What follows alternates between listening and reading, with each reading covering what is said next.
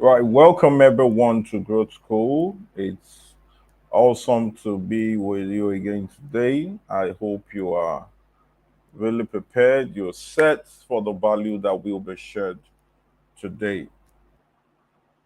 I hope you're so set, so prepared for the value that will be shared today. I'm also ready and prepared to offer so much value. So today, on our influence series, I guess we should be switching over to another series starting next week. We've had really long session on influence. So today we'll be looking at influence without authority. How can anyone, irrespective of where you're from, how can you influence? How can you persuade? And how can you make a difference in a really competitive world? Hold on a sec. I want to share the promotional material. Um, okay. So all the people that went on NYC, how are you doing? Those in Nigeria at this time who went for NYC, Looks like there's this NYC at 50 challenge. All right. Um, that's good.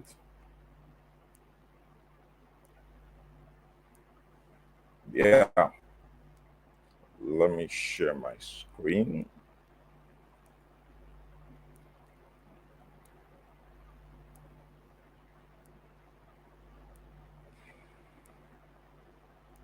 Influence without authority. Influence without authority. Influence without authority. All right, please let me know where you are joining from and kindly help share the link with your crushes and crushers. Feel free to share with them.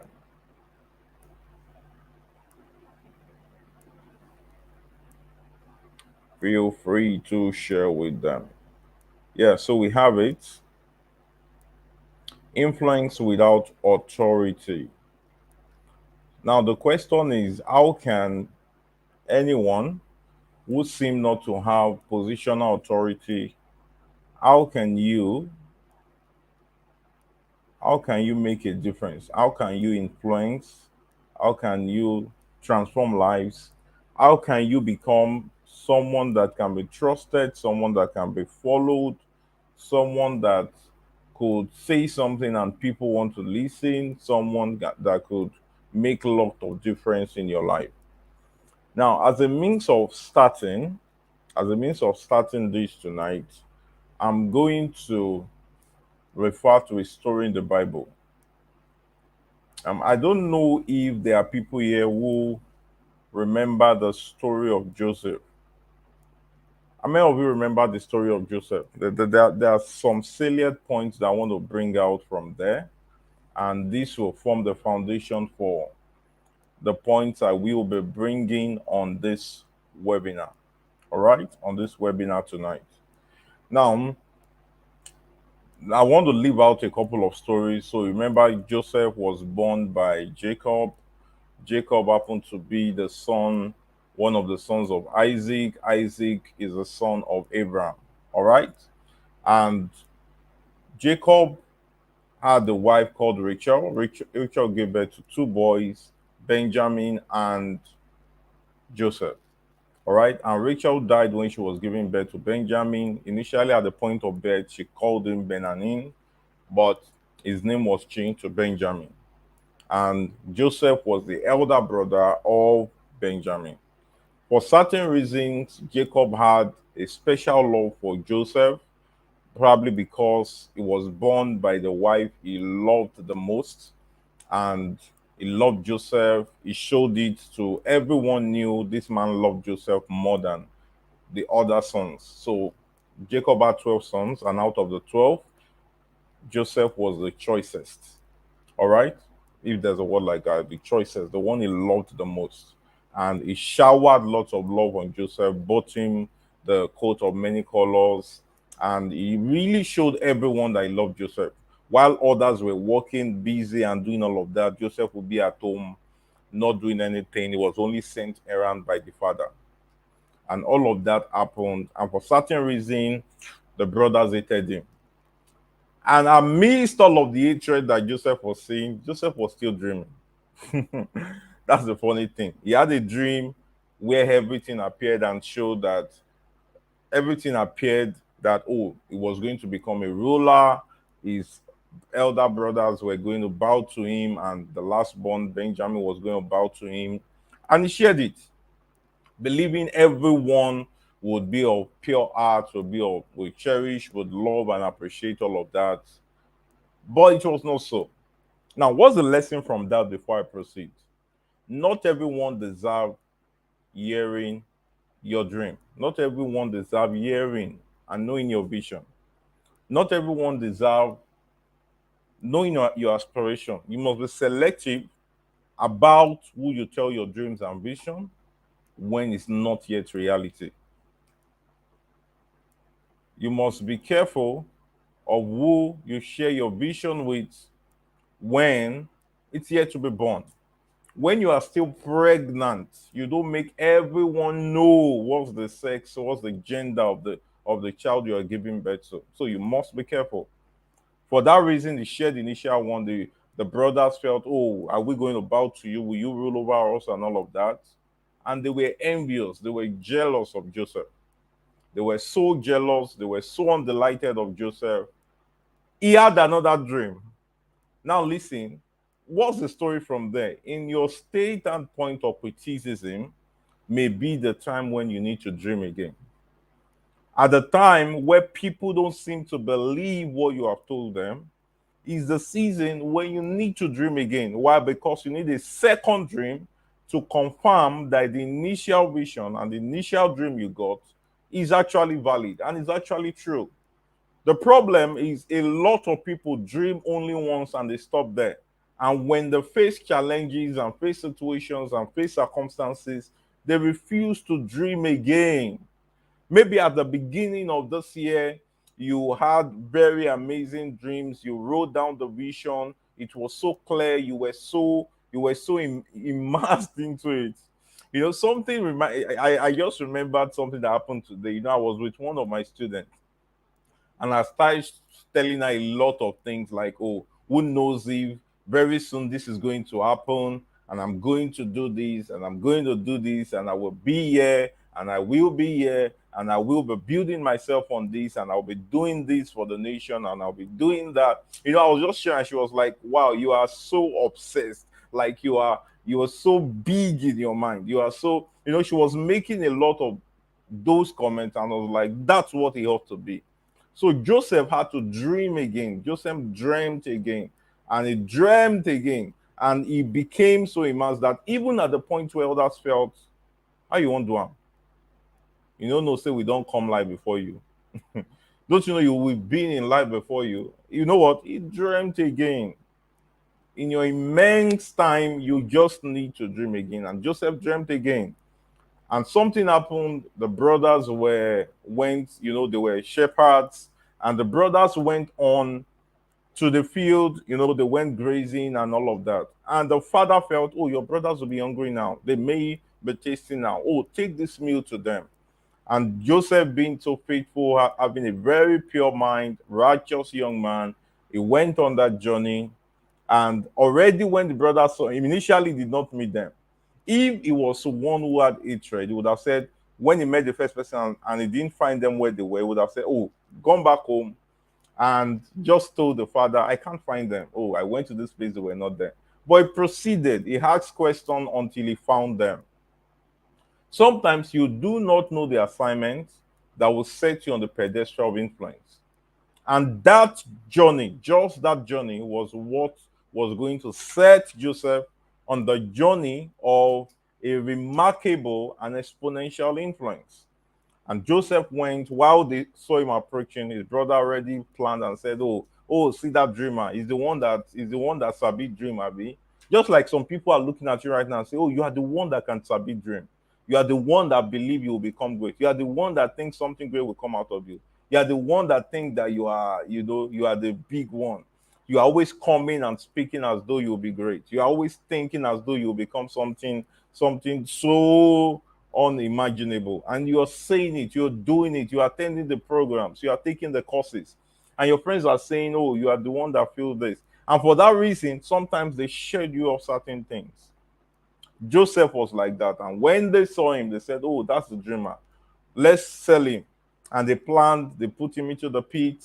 And while he was in the pit, they were already planning in their mind. And they were saying, oh, let's sell him. Let's trade him off. Let's do this. And it was just there. And eventually they traded him for the people, the Asians who were going to Egypt. They traded him for them. And then they paid off.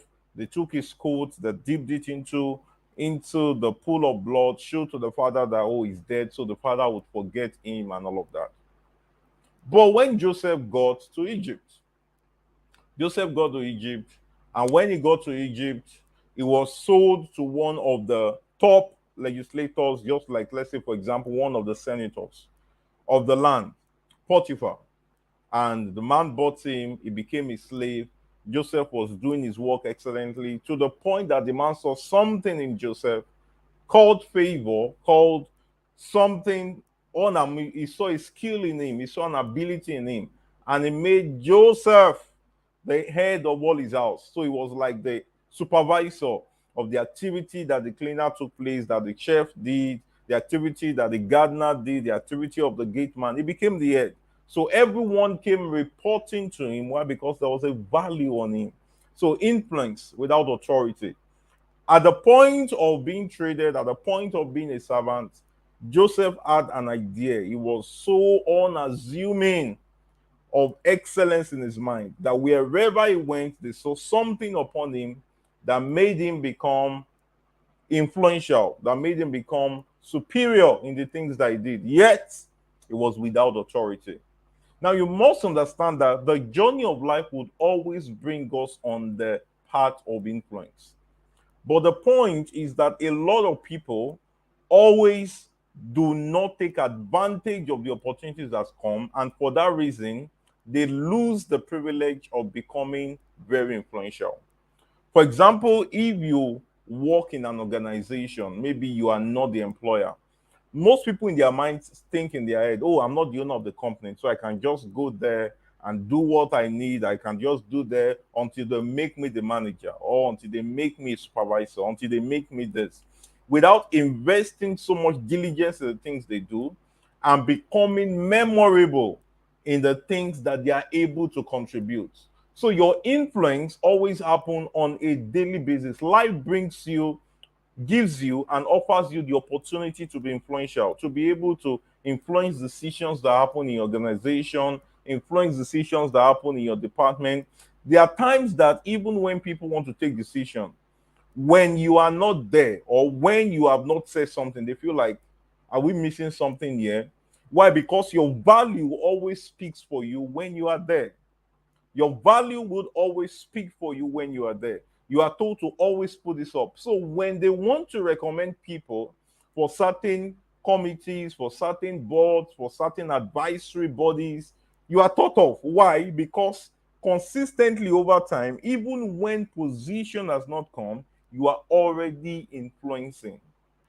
When you wake up in the morning, for example, I was taking a walk with someone, and the person took, I think, this sachet water and threw it away. And I was just like, no, don't make Nigeria clean. Make Nigeria clean. And what did the person do? Picked it up and took it. Why? Because personally, I've built an habit that makes me not see the world the way everyone sees it.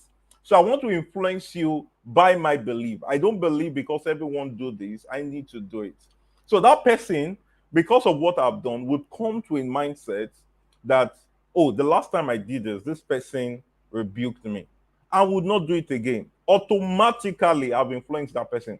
I don't need to be a commissioner. I don't need to be a counselor. I don't need to be a minister of any ministry, any federal ministry or state ministry. I don't need to be the PA to the governor or to that. I could offer that influence in the little way I could.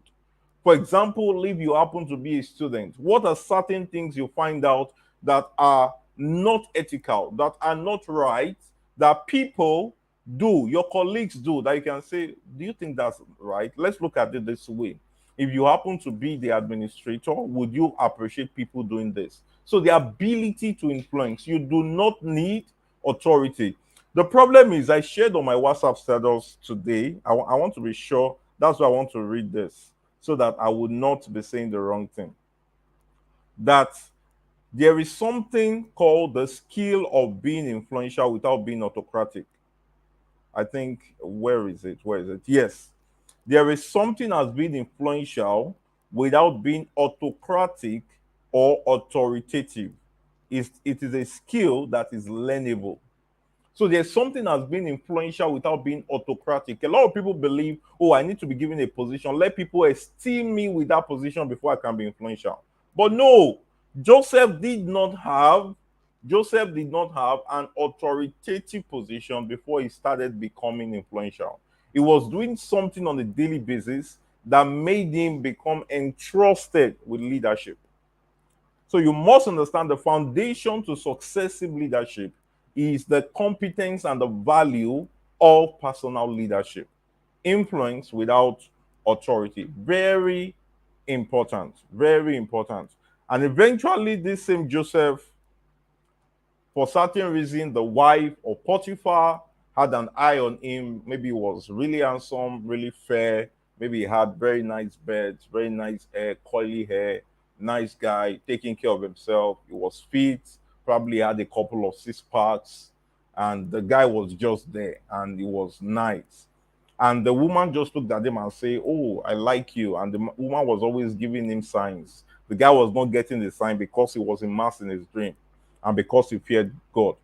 And one day the woman planned a setup and told him to come in, just a genuine, sincere young boy came in, and the woman shouted, lied that he raped her because he refused, took the garments and reported to the boss. The man became really angry without investigating, and then Joseph was charged to the prison. While Joseph was in the prison, influence again. So you must understand that influence is a lifestyle. Influence is a lifestyle. Influence is not a positional stature, is not a positional place that you are in. Influence is a lifestyle. He got to the prison, he became influential, became nice to people, he became amazing. Even though as a prisoner, he was probably caring about other prisoners. And then the baker and the wine presser of the king committed an offense. The king, Pharaoh, was angry and charged them into prison. Now Joseph was in the prison with those amazing staff of the king. And both of them had a dream. And Joseph was concerned. They were feeling so bad because of their dream and all of that. And at the end of the day, the baker, he met the person and felt like, oh, why do you feel this way? Why are you feeling so sober? Why are you feeling so undelighted? Why are you feeling so displeased? And they told him, and the gift of interpreting dream. That's why the Bible says the gift of a man will make way for him. Your gift is a treasure that can help you command influence irrespective of where you are. I'll say that again. Your gift is an amazing value that would enable you to command influence irrespective of where you are. Irrespective of where you are. Look at the people you seem to follow, the people you seem to treasure, the people you seem to value. It's not really that you love those people, and it's not really that you are loyal to them. You're actually loyal to them because of the gifts, because of their talents, or because of the value they offer. The moment the gift is taken away from them, you would now see how they will become so irrelevant to you. The moment the talent is taken away from them, the talent is absent, all of those things are no longer there. The value is no longer there. you will stop becoming loyal to them. You will not see them as important and crucial again. That's how serious it is. That's how immense it is. That's how crucial these things are. So he had this gift of interpreting dreams, eventually interpreted the dream of the baker. The man was so excited, delighted. Oh, very soon I'll be restored.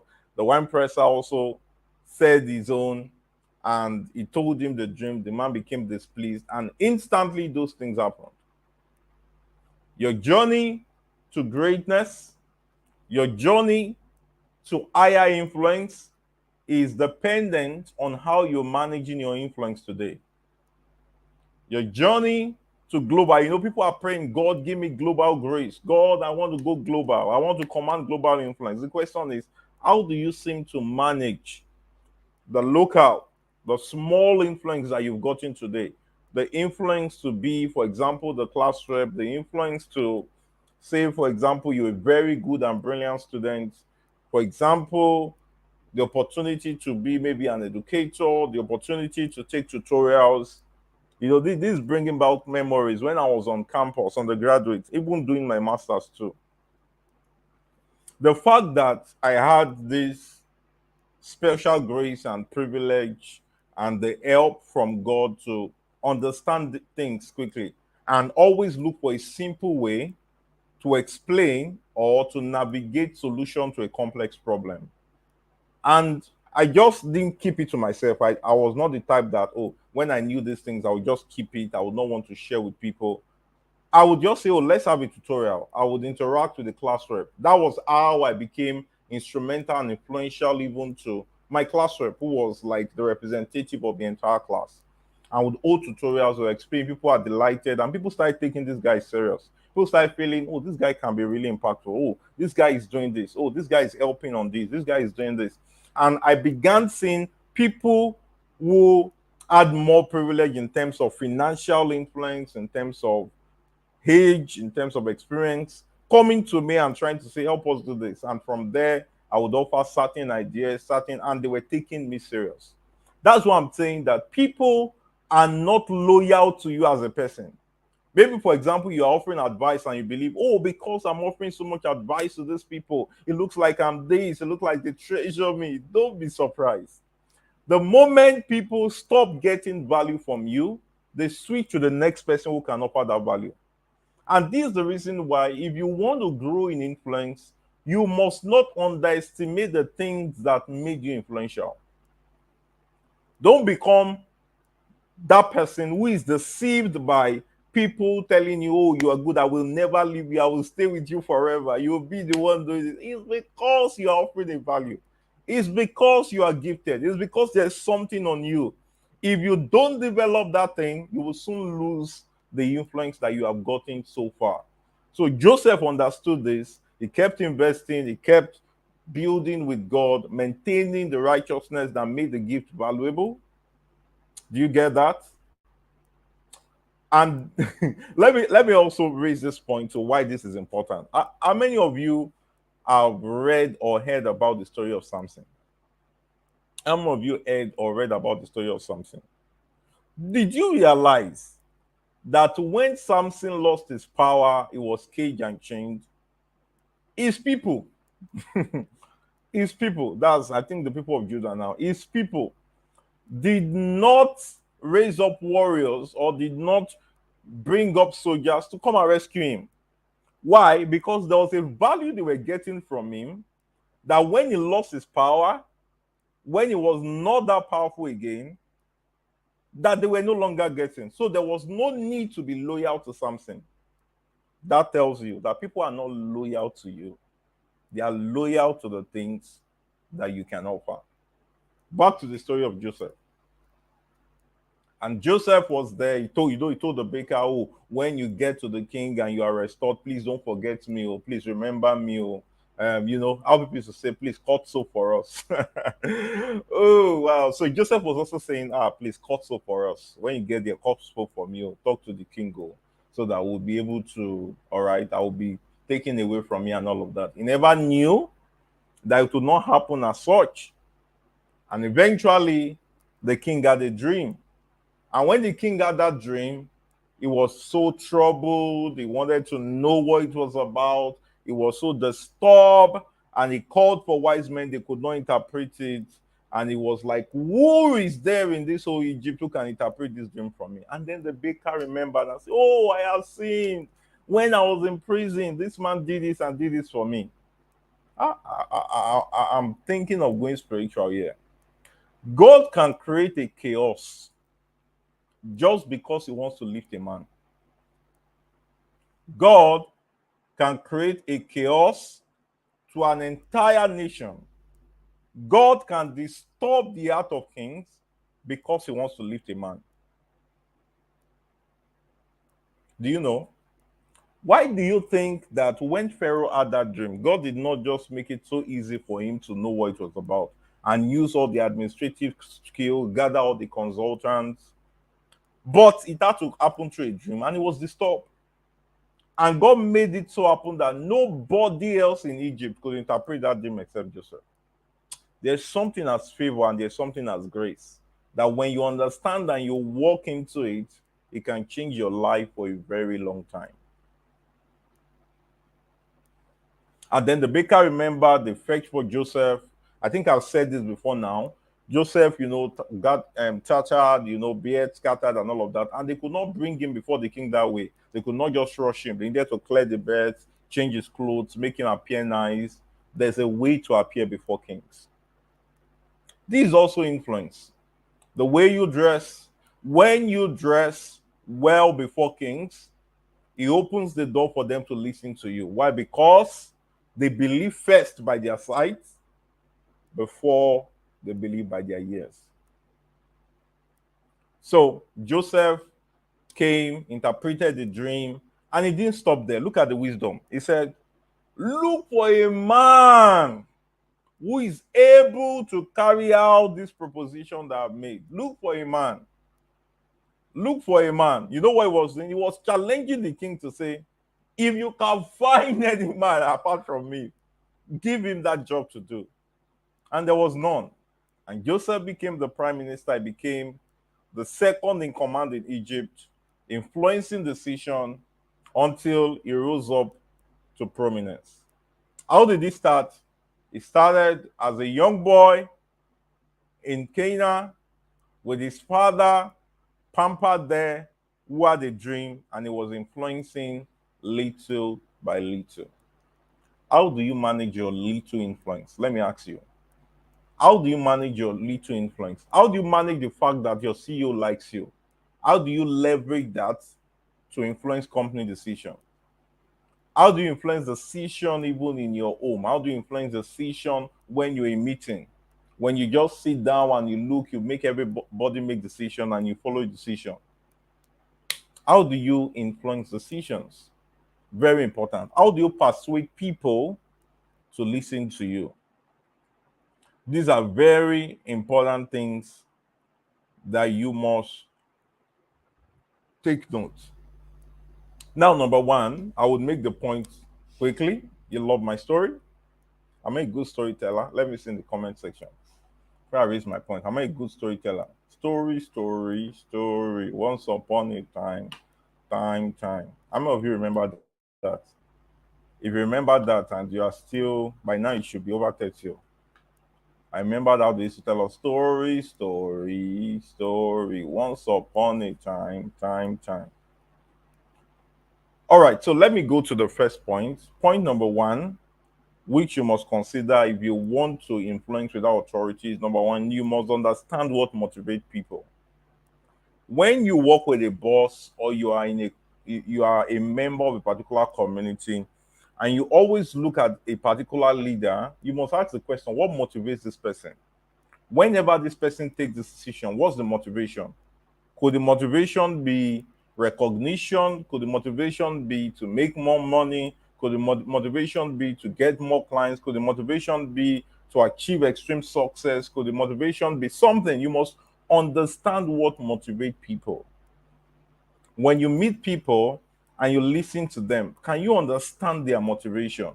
Can you ask questions like, why do you really want to accomplish this? And you listen to them speak.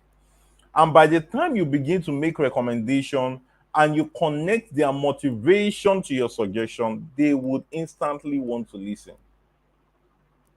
They would do what? They would instantly want to listen.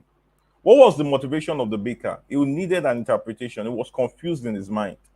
And when Joseph, gave an interpretation to it, he became excited. How do you think the baker would feel? He trusted Joseph, he would have loved Joseph. If Joseph told him anything else, he wanted to follow.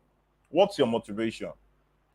Let me use this, not maybe the best example to use. How do you think people fall for Ponzi schemes? How do people fall for scam? It's always because the motivation is to make more money. The motivation is to get more money by any means. The motivation is not to experience lack. The motivation is to be free from poverty.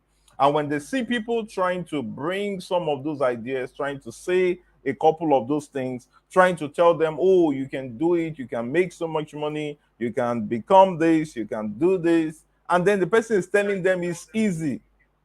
It's not supposed to be that difficult for them to be able to make money. So what do? They fall for it. They give their money to it.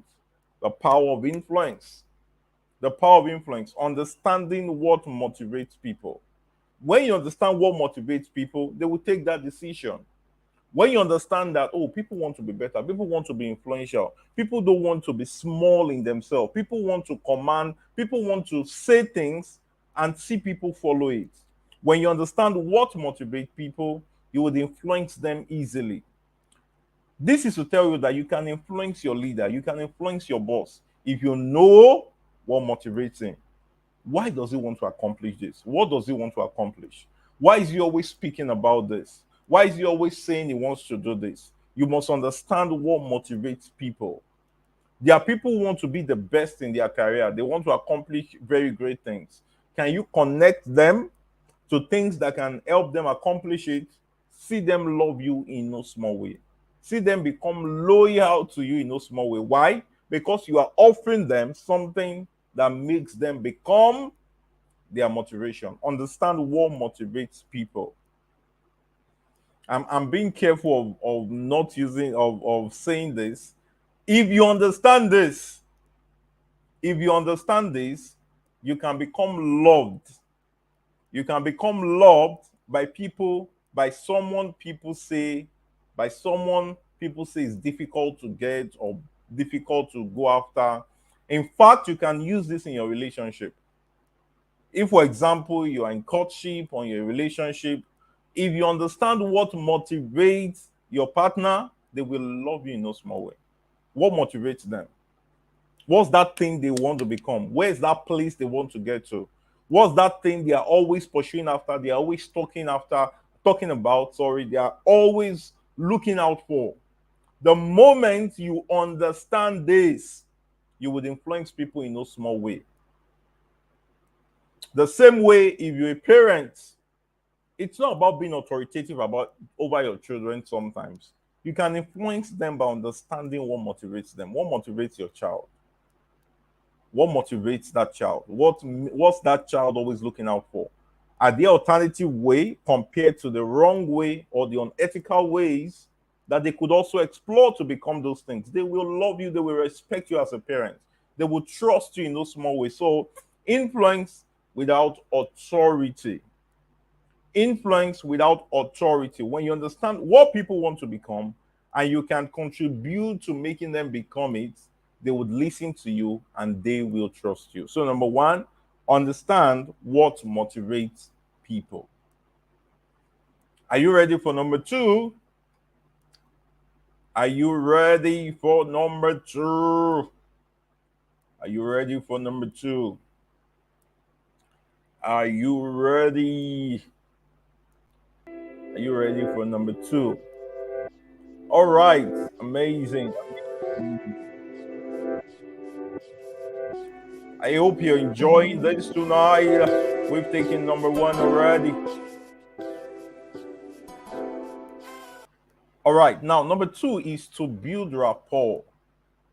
Number two is to build rapport. Number two is to build rapport. Now, when we talk about building rapport, when we talk about building rapport, is the ability to connect with people when you meet them. The ability to connect with people when you meet them. And there is this really great tool that if you can make use of it, you will become really trusted and you will become influential on people. The ability to build rapport. You know, sometimes people believe that the people who talk most are always the most influential. I hope I'm right. People believe that the people who speak most are usually the most influential. But most times in a conversation, the people who listen most are usually the most influential. Wow, because they can connect different suggestions, different ideologies, sieve out the ones that are not that good, and bring them in a concept that everyone can agree with.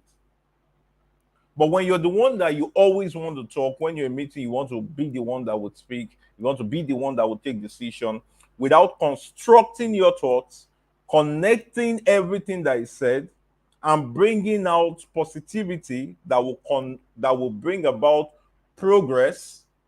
Okay, people would always see you as irrelevant. So the ability to build rapport. Most times when you see individuals, they are meeting someone for the first time, they always want to talk. They always want to talk. You know, recently they had this program called The Platform at the Covenant Nation in Lagos.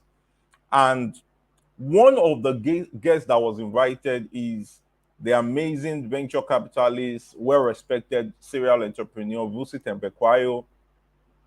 And there was something he said in his speech. He had this ability to be invited. Okay, maybe Nelson Mandela heard about him and they said, "Oh, there is this amazing speaker, award-winning speaker who has won lots of awards. You know how it could be, who have won lots of awards and is well respected." And he got an invitation to appear before Nelson Mandela. You know, the amazing, well respected, Nobel award-winning in leadership, amazing Nelson Mandela. And you could imagine what it could be like to be invited by Nelson Mandela to sit with him for I think about an hour, just interacting, speaking to him, and all of that. And the mom told him that as you're going to, don't disappoint me, don't sound foolish, appear smart. Those three things. Don't disappoint me, don't sound foolish, appear smart. And he went there. And you know what he did? He actually planned questions he was going to ask Nelson Mandela. He was not going there to prove. You know, when someone hears who a well-respected speaker, he thought he would meet someone who would speak and speak and speak and speak, which is what lots of people do. And it's a serious mistake that lots of young people are making. When you appear before greatness, when you appear before people who are great, don't go there to always speak and talk. Only go with the right questions. Very smart, very intelligent idea. I hope you can write this down. When you have the privilege to appear before people, don't go there to speak and show that you are knowledgeable. Go there to ask the right questions. And when you go there to ask the right questions, the people you meet will love you in no small way. Sure, guarantee. They will love you in no small way. So the ability to listen. I remember that I shared in one of my books titled Beyond Speaking that one of the greatest tools you must use when you want to make a communication, a real communication, is to listen. When you listen, you understand the perspective people are coming at. You can make intelligent contributions, intelligent suggestions, give them ideas on things you feel, connect them to previous facts, figures, data, stories, experiences, and things that have happened. And they begin to see you like, wow, this person actually got me. Because it's dangerous to speak for minutes and for hours, and yet the person or the persons you're speaking to seem not to get what you're saying. But when you listen, you appear more constructive in your suggestions, in your ideas, and in the things that you propose. So the ability to listen will make you really influential. That's how you can persuade people. That's how you can make people trust you and like, oh, this person is listening to me. Why? Because you are in a world where everyone wants to say something. We are in a world where everyone wants to say something, and only few intelligent people want to truly listen. And if you are mixed the few who can listen, you will be so influential on people. Listen to your leader, listen to him speak. Listen to whosoever is your boss, your immediate leader, listen to them speak. When they are done speaking, you construct certain things they have said and say, oh, depending on this that you said, I found out that this. What do you think about we going through this approach? The person will like, that's intelligent. And they will choose to follow, most times they will choose to follow your decision because you listen. But the reason why sometimes people can sound half-witted and people don't listen to them, most especially their superiors or people above them, is because they only want to speak, impose their ideas, and feel that they are right. And eventually, even if what they are saying seems to be intelligent, they will not be influential enough. They will not be able to persuade. Why? Because they don't seem to listen. The power of listening, the power of building rapport can make you persuade, can make you change the thoughts and narrative that others seem to have, and then you would influence them. So, number two, build rapport.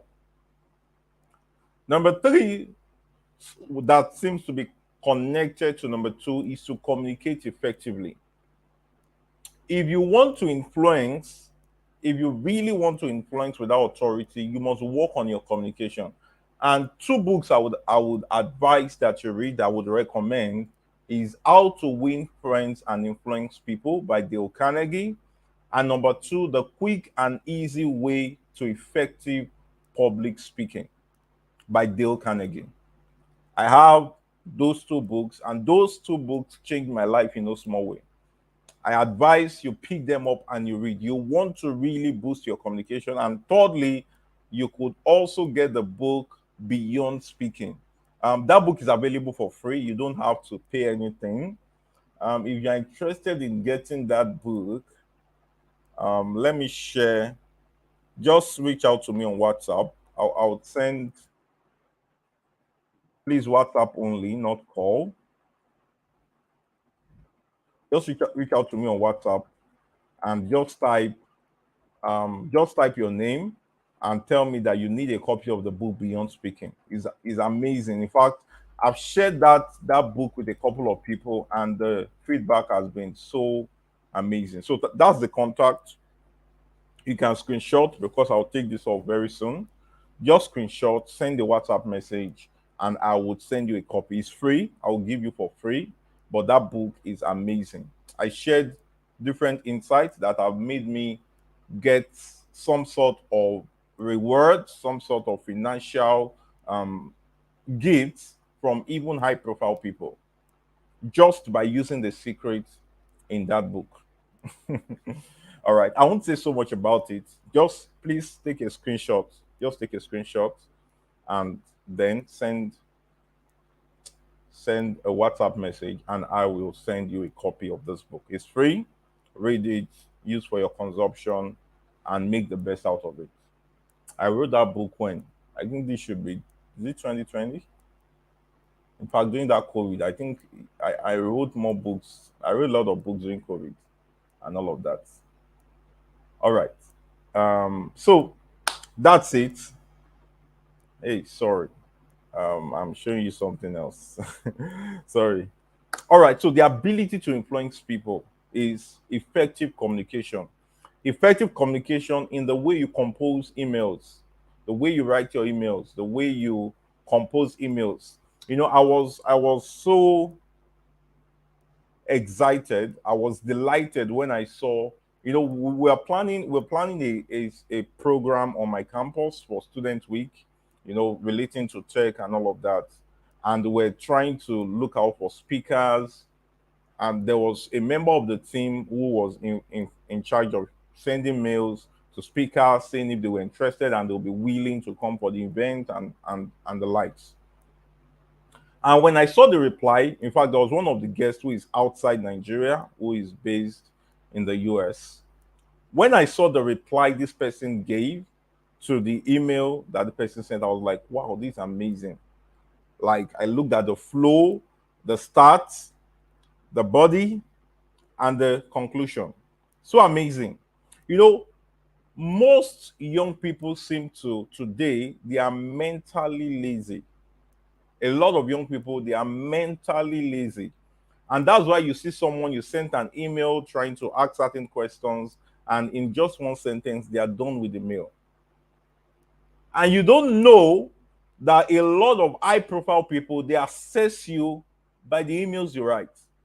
They want to see how intelligent you are. They want to see how deep you are. They want to know your depth. They want to know your conversation. They want to understand how well your spoken English seems to be. They want to understand how well you can interact, how well you can do this. You are judged, you are rated by the way you communicate, not just your spoken words, your written words. There are people who would not recommend you for certain platforms because of the way you write on Facebook, because of the kind of post you share on Instagram. I will say it doesn't matter. I don't care. The way my English is not anything. It's just fine. I can write anyway. You won't be influential. And that's why people would not always align with the things you put up, align with the things you write. Thank you. I can see someone already requesting for the book. All right. I will send to you. I will send to you. Thank you. So communicate effectively in the things you say. And you must be clear. You must be clear in the things you say. When you ask questions, don't ask questions that people will just give yes or one word answer to. Yes, no, okay, maybe, all right. No. Ask questions, make requests in a form that people will be interested in answering you. For those of you who are interested in, saying, for example, you want to travel abroad, you want to get scholarship opportunities, there's a way you should write to professors. There's a way you should compose your emails to them. There's a way you should request for a waiver. You know, those things, it comes with a competence. Communicate effectively. So, number one, number two, number three. Now, number four is provide value. Provide value. Provide value. But willing to offer value to people. You see someone who is in need, can you connect them to someone you know can help them? Can you recommend a book to them that would help them? For example, I recommended books. I'm offering my book for free, my ebook for free. That way, I'm influencing you. Why? Because you would read that book for free, but my ideas would control how you live. The ideas I'm proposing in that book will begin to construct the way you respond to life issues, you respond to circumstances, you deal with people. Why? Because I'm providing value. For instance, you're listening to me on Growth School, listening to me on this webinar. I'm sharing ideas. I invested time learning them. I'm offering you value for free. Some of you will sleep at night, and some of the things I'm saying will resonate in your dreams. You will go to certain places, you want to take decision, you remember the things I've said. In that way, I'm influencing you. I'm not your pastor, for Christ's sake. I'm not your imam if you're a Muslim. I'm not a commissioner. I'm not the CEO of your company. But you know what? The ideas I'm sharing, they are invaluable that they can control your decisions. So you must provide value. Provide value. You go when you pick up your phone and you write a post, let it be that you want to provide value to anyone who read it. Don't say, "Oh, Shebi is just a post." Shebi is just a post. Why should I put so much diligence? Why should my English be correct? Why should I learn how to share story? Why should I learn how to put this? Why should I ensure that the pictures are clear? Why should I ensure that I make use of a nice camera? Why should I go and take photo shoot that will communicate my thought? It's because you don't consider what you're sharing as valuable. The moment you consider it as valuable, you will put every diligence to ensure that it's excellent. Be valuable. Be valuable. People say because they've not nominated me for this award, you will not be nominated because people don't feel you are that valuable. For instance, I don't know whether I should say this. Let me skip that until later, maybe. The power of being valuable. The power of being valuable. In the things you do, can do people have problems and they come to you and say, I have this challenge. I'm not able to do this and do this. Do you know something that can help? And being valuable will come from a place of immense, invaluable knowledge, investment in quality knowledge, investment in knowing things that are crucial, investment in knowing things that are important, digging your head into harnessing real value, not just reading random thoughts or random things, but things that can change your life. We are in the era of AI. Why should people ask you questions when they can go to chat GPT? Until they understand your value, until there is something you can offer that chat GPT can give them, that bard.ai can't give them, that Google can't give them. The question is, why should you be here listening to me for all of this time? Because there's a value you get. There's something you cannot get elsewhere at this time that you can get from this place. So the power of value, be valuable, provide value. Don't get to an organization and not contribute positively to it. Don't be in a place and not influence a life and not give people things that can change their life. For example, you see someone saying, oh, you see someone, I'm using maybe for example, I'm an educator, I work in a university community. When I see students who are really brilliant, like they are doing well, they are close to a first class or on a first class, that there's something I believe, oh, you can do. You know, I push them to go beyond local competition to proceed to global competition. And I don't just say it by mouth. Sometimes I offer them places they could go to, what they could learn from, recommendations they could get. These guys will not forget. Provide value. Value of advice, value of your connections. The problem is because many of us don't have valuable connections. We could not, that's why we cannot link up people. That's why you cannot link up people to those that can offer them that value. If you have the network, if you have the network and you have connections to people immersed in different areas, lawyers, for example, I have a lot of friends who are lawyers. I have friends who are doctors. I have friends who are educators. I have friends who are researchers. Okay, I have friends who are into tech. What happens when someone needs something in this area? I say, oh, I have a friend. What do you think? When the person have another challenge, they come to you. You are influencing them. You are persuading them to take certain decisions. Be valuable. Be intentional about your connection. Be intentional about your knowledge. Be intentional about what you spend your money into. Be intentional about what you commit your time into. Be valuable. Remember, I've not talked about, some people believe, oh, until I become a counselor, until I go for political position. No, you can be so valuable. So valuable. You can build allies. Allies, like, when I need a group of lawyers to give me certain decisions, I know who to talk to. When I need someone to give me advice on property legally, I know who to talk to. Build allies, people who are committed to your goals, people who can help you become better, people who are interested about what you are interested about, people who want to go as far as you want to go, people who are willing to support your dreams in no small way. The problem is you are spending your time on people who are pulling down your dreams. You are spending your time with people who are making you become less of what you should ever be. You are spending your time with people who are distracting you from the course you should be into. That's why you are not as influential as you should be. Be influential. In my team right now, for the campus program I told you about, there are people that when I need results in this area, I know who to speak to. When I need something relating to this, I know who to talk to.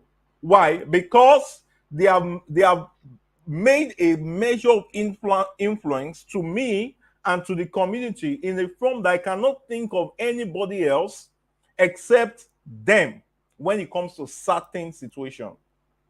Sometimes when we need to have critical and strategic decisions, I do not call every member of the ESCOs. I look for certain people I know whose ideas will help, who we can work together, who are willing to commit to bringing results, and then we get things done. A large team does not necessarily make great results. The right set of people with the right mindset, committed to the right goal, we get the right results. Does that resonate? Live your life that way so that you can have allies. You could call a gathering of 2, 3, 4 friends and say, oh, I'm thinking of taking this decision and I need a couple of suggestions on them. And you begin to see ideas flowing. Do you know who to talk to when your motivation is down, when you are not motivated, when you feel unmotivated? Do you know who to call when it seems like you need to take instant financial decision and you want to make remarkable financial progress? Do you know someone you can call? When it seems that you don't have ideas, like you need new ideas, you want to implement new ideas, and it looks like everything is just stuck, you're not getting it. Do you have a friend you can talk to, and just by conversing in between 5 to 10 minutes, an idea springs up? Do you have such friends? Build allies. Guys, build allies. Build allies. Finally, I think this should be number 6 or number 5, be authentic. Be authentic. You know, there used to be a time people usually say, you fake it to make it. You fake it to make it. When you fake it, you will make it. Ooh, wow. You know, people say, fake it until you make it. Fake it until you make it. It's a great deception. A serious deception. I would not want you to fall into it. You don't fake it to make it. Let me tell you the truth. People will love you more when you are real and when you're authentic. But when people recognize that even when you speak, you're just trying to form accents, it's not that that's you actually. That's not the real you. You know, they all look at you and say, "Ah, this person is fake." This person is fake. So when they want to take real decisions, like truthful decision, original is not the ones that they are packaged and no. They want to take real decisions in their life. They will not call you. They will not call you because they know you are not real. So you cannot influence people when you are fake. You cannot influence people when you are fake. You know, there was a time someone invited me for a program that this year, and at that time I've not defended my PhD. Glory to God, we give God glory for it. Now it has been defended, and the person put doctor in front of my name. I told the person that no, I've not defended, I'm not a doctor yet. And while I was sharing it, I had to remove that part. We have to be authentic, just be real. When it was time and now the PhD is gotten, everyone knows why, because that's real, that's original, that's who I am. You don't have to fake anything, just be real. When you're authentic, people trust you naturally, and people can open up their minds to you. People can tell you their burdens, and you can make suggestions to them that could help them. Be authentic. There is nothing that can replace being original, being real, being real, being real, being real, being real. There is no need photoshopping your picture and putting it like someone in the UK when you are still in one. Wow. People will trust you. You don't need to flip cash just to prove that you've gotten something because you want to get people to come in. It doesn't last because not too long, people will discover that you're fake.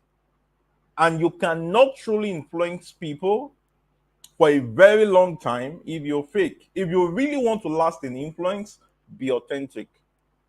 Be authentic. Be authentic. Be authentic. I don't know how well to say it. Be real. Be original. Stop living a fake life. How many of you have discovered a couple of people? Sorry, let me adjust this mic.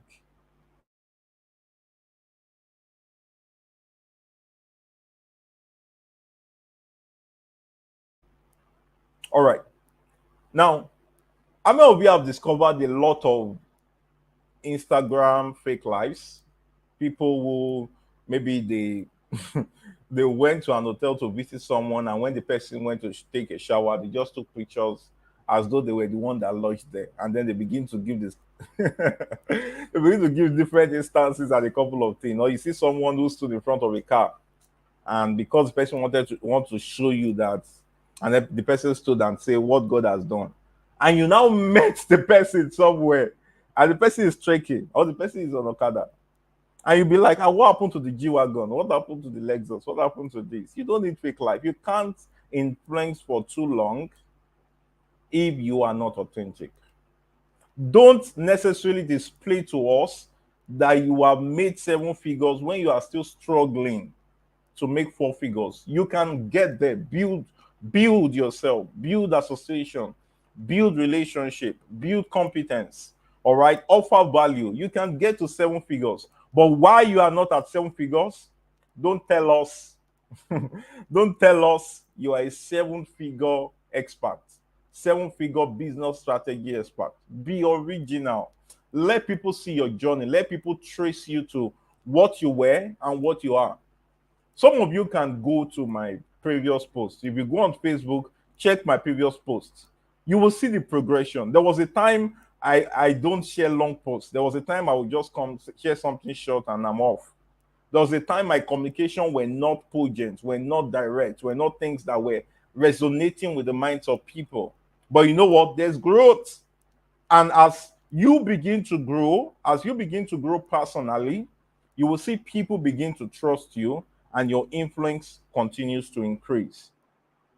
Your influence continues to increase. Now, let me go over the point again. Number one, I said understand what motivates people. Number two, build rapport.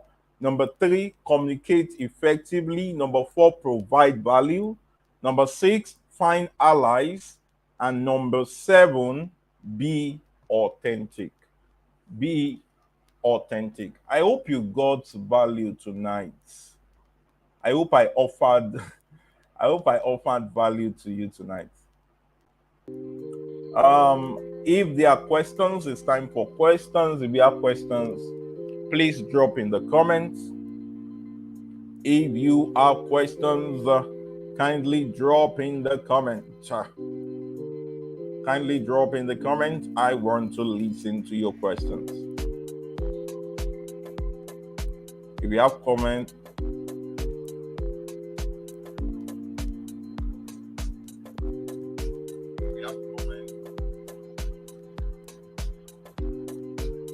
so if you have questions, you can drop in the comments. I want to answer your questions. Questions you have on influence, on authority, and since for this year or for this season, this is possibly where we will be wrapping it up on the influence series. Next week, I will be delving into things that relate to AI. All right, I may talk about things relating to AI, maybe show you a couple of tools that may help you to position correctly for influence, or how to build a profitable brand, or I'll call it building a profitable brand with AI. Building a profitable brand with AI, maybe, but we'll see. You will get some promotional materials and all of that. Please do well to subscribe to this channel, do well to like, do well to share this video with your friends. Share across all your WhatsApp groups, share across all your platforms, share on your status, invite people, get people to come and enjoy the value you're enjoying also. And like I said, that's another way you can be influential, by offering value to people. I hope it was an amazing time and you learned a lot from this episode of Brosco. See you again next week. Same time, same station, same facilitator probably if we do not have a guest. And keep making the rest of your life the best of your life. And like Steve Harris would say, it's not about what you don't have. The problem is not about what you don't have, but what you have but you don't know what to do with it. Keep changing your life, keep influencing daily, and keep making remarkable difference. Cheers.